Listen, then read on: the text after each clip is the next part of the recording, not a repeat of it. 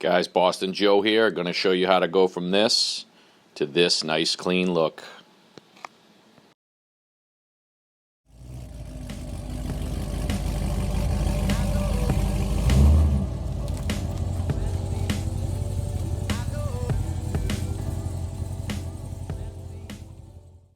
Using a hairdryer, I just heat up the letters that I want to take off, being careful not to burn the paint.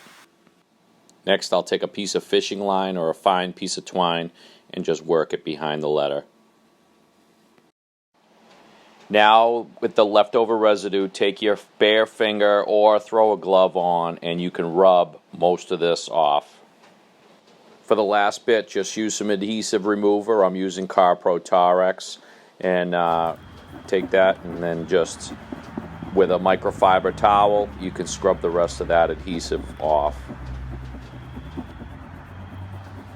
Okay, guys, just continue to work it with the microfiber towel, and then when you're done, you'll see that there's still going to be a shadow of where the emblem was, depending on how long it was there.